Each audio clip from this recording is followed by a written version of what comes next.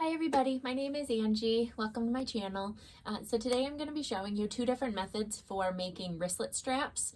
So these are pretty quick and easy, and you can, decide which one you like best, which one would work best for your project, and go with that one.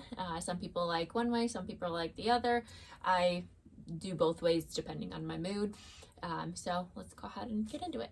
Okay, so the first method that I'm going to be showing you is this continuous loop. It's basically just one circle that we loop through the swivel hook, and it makes one nice continuous strap.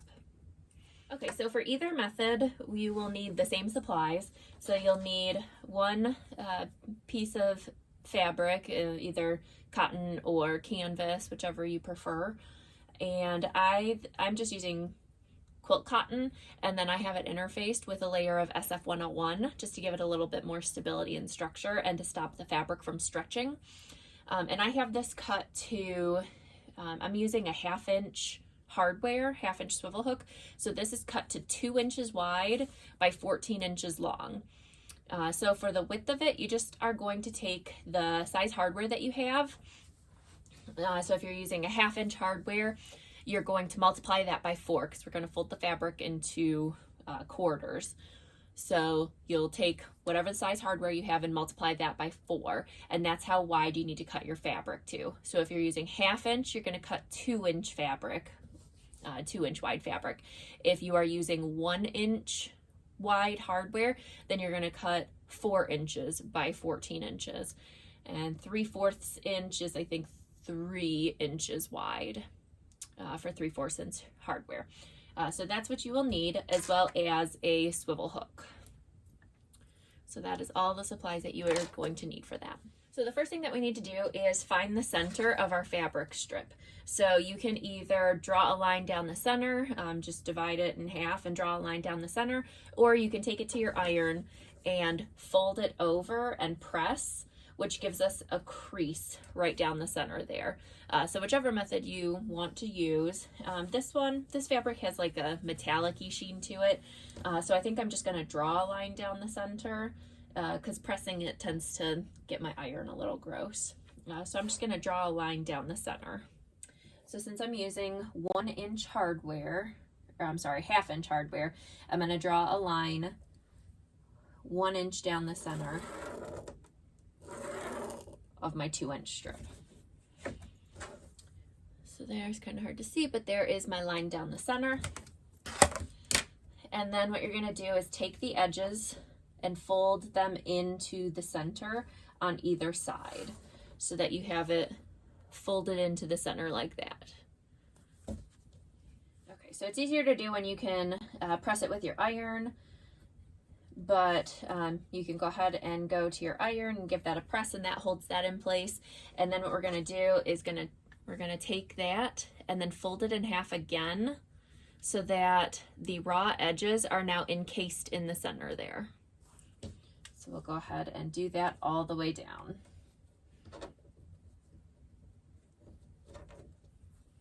And I'm just going to clip as I go.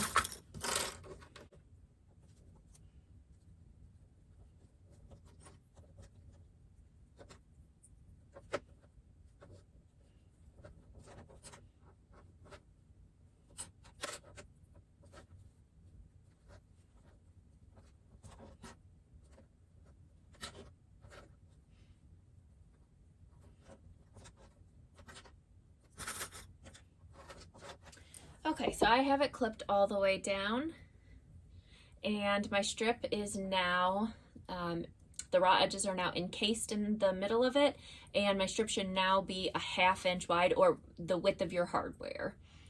So I'm using 1/2 inch hardware, so my strip is now 1/2 inch wide.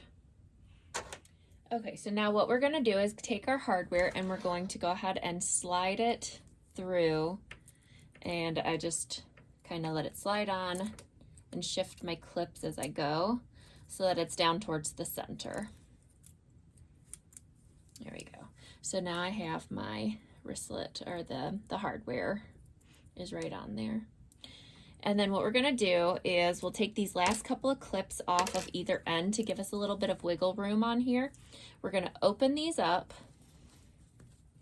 on either end, and we're going to fold it so that the hardware is on the outside, because that's the side that we're going to need it on. So you don't want it, you don't want to fold it with the hardware up inside of it. You're going to fold it with the hardware outside of it.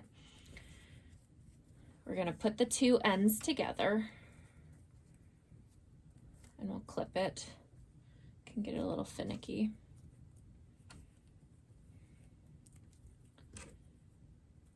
And then we'll go ahead and stitch those two together. So when I am interfacing them, I leave a little bit of a gap there just so that it's not super bulky when I am stitching through this. So I don't let the interfacing go all the way to the edge there. I leave it maybe like 1/4 of an inch, and then I stitch right on that 1/4 of an inch line so that I'm not stitching through the interfacing. So we'll go ahead and sew those together at 1/4 of an inch.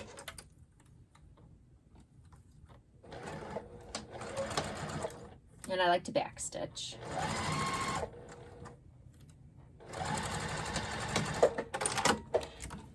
Okay, so what you have looks like this now. I'm going to trim my thread to get that out of there, out of the way.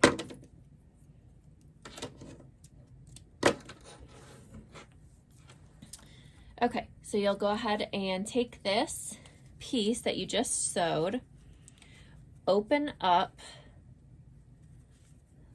that seam, press it open, and then fold it back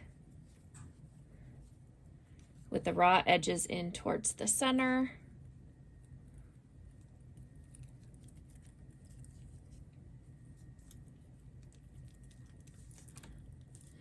With that seam that you just sewed now encased in there. And we'll go ahead and clip that back together. And now all you have to do is top stitch either side. Okay, so I'm gonna go ahead and just make a little room with my pins to get my presser foot underneath there.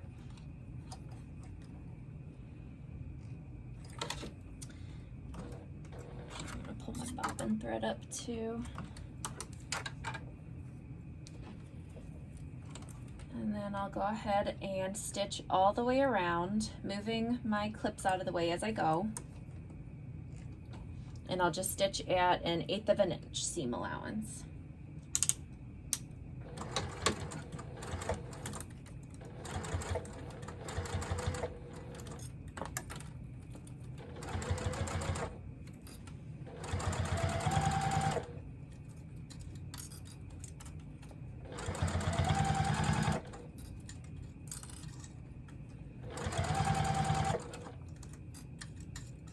And I'm moving the swivel hook out of the way as well. Just kind of keep sliding that down as I move.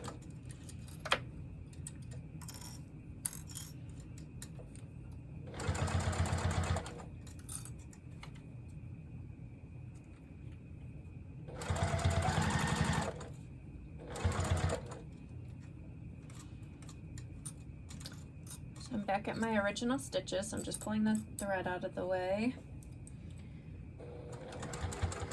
And then I'll back stitch.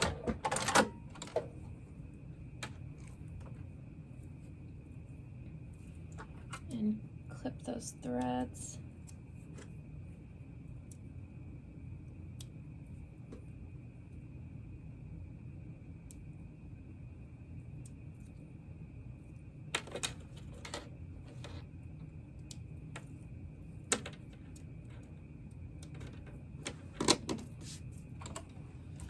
Okay, so there's one side of it all sewed up, and then we'll just go over onto the other side then.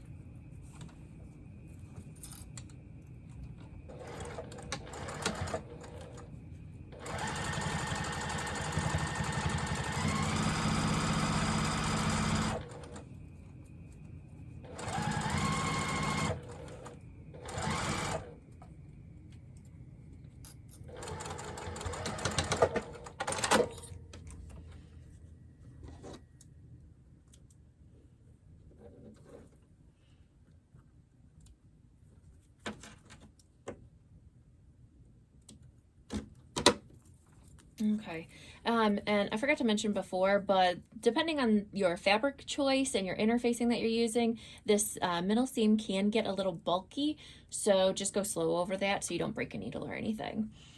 So that is, I mean, you could go ahead and leave it just like that, and it is basically done. One thing that I like to do is just kind of stitch this in place so that it holds the swivel hook in the same spot. So I like to go and find my seam that I sewed, that little seam where I stitched the ends together. And you can either, it's your preference, you can either put that seam right in underneath the swivel hook top so that it is right in there and basically completely hidden and nobody will see it.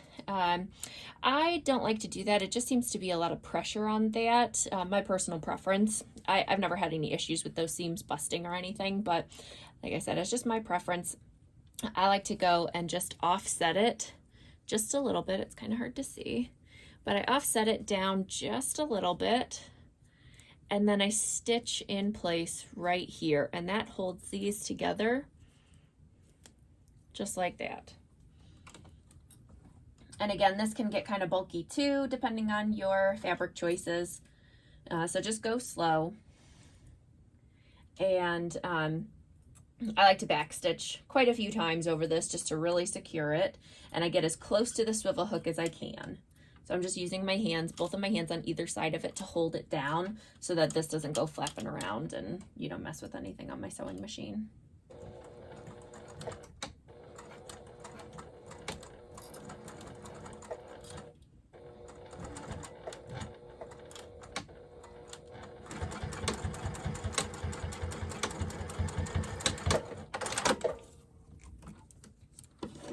Cut the threads.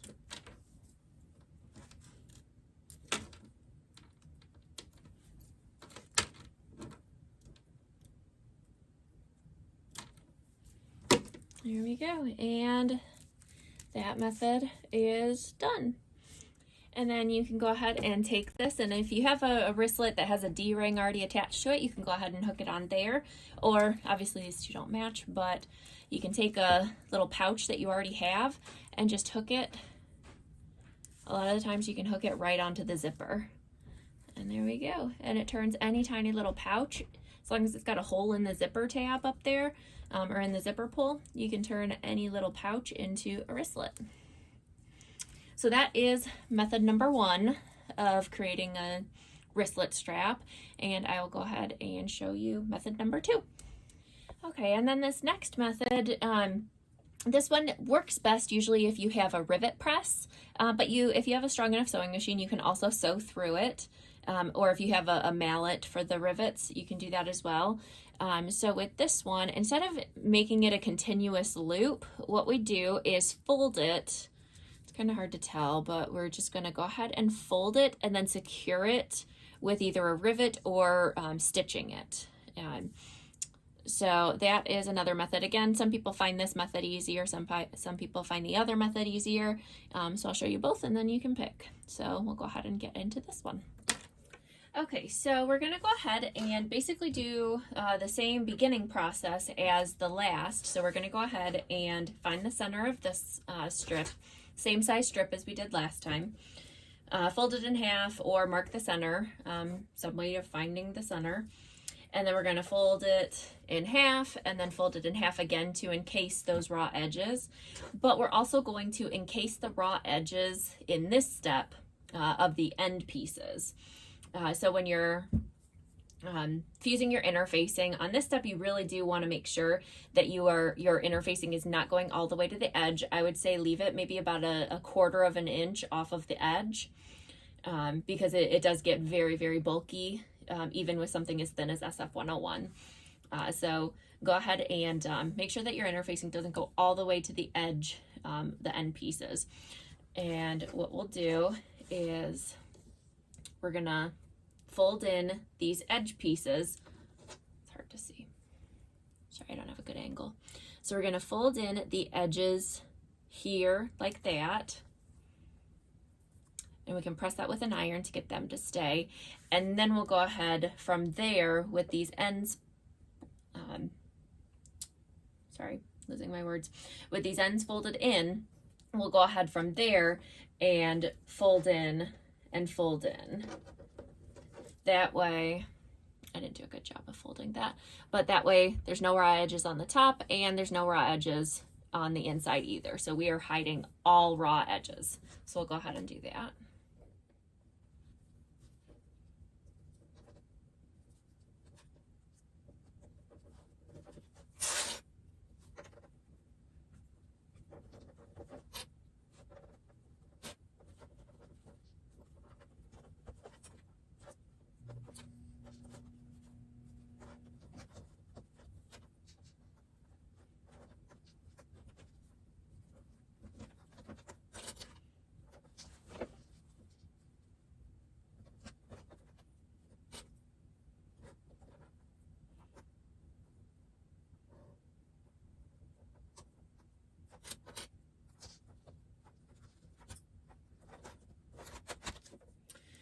Okay, so we have everything clipped on this one, and as you can see, the raw edges are encased in the end there.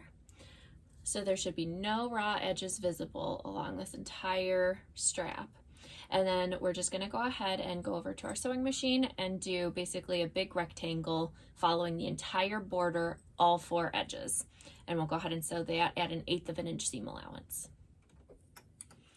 So I'm just gonna go ahead and pick a random spot to take off one of my clips just to give me room for my presser foot. And I'll stick my presser foot under and just go ahead and start sewing at 1/8 of an inch seam allowance.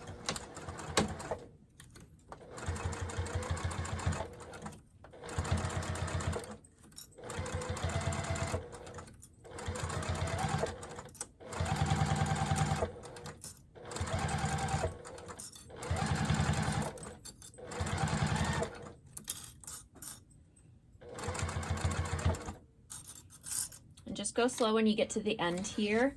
Like I said, it can get a little bulky, so just go ahead and go slow.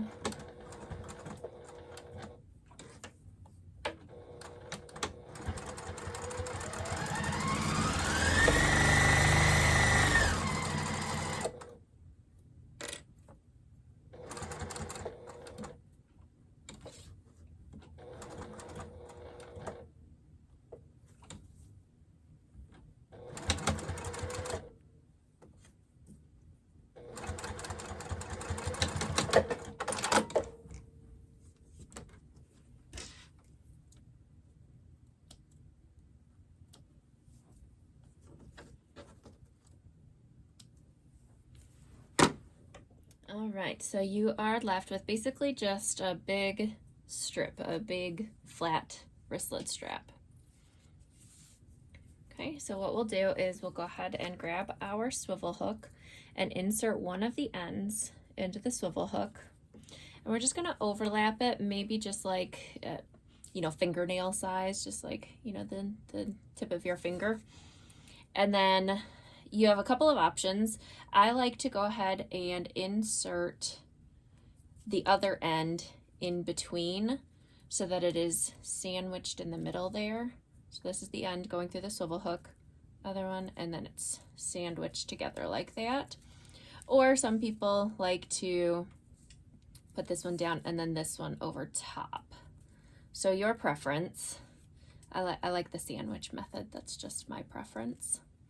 And then you can either go ahead and, if you have a rivet press or a rivet tool, you can go ahead and rivet this, or you can go ahead and carefully go ahead and stitch that closed. Like I said, it can get a little bulky there, but just go slow.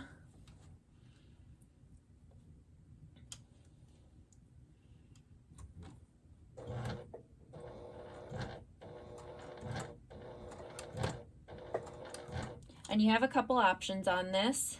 You can either just do a couple straight lines, just a couple parallel lines. I would do more than one, just, for a little extra security.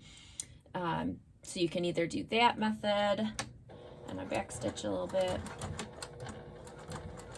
or you can do a box stitch. So I do one set of stitches across, go a few stitches up to the end of this piece here. Flip it.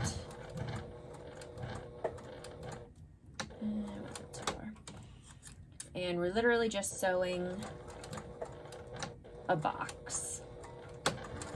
So it just gives that much more extra security to it. And if you really wanted to, if this is going to be a wristlet strap, if you're doing like a wider strap, something that's going to be holding something that's pretty heavy, and you want to make sure that these stitches are really secure, you can go and do an X across that box as well.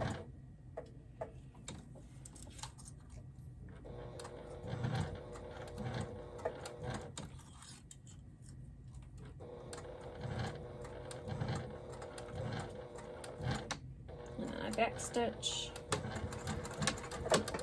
and then we'll trim the threads up.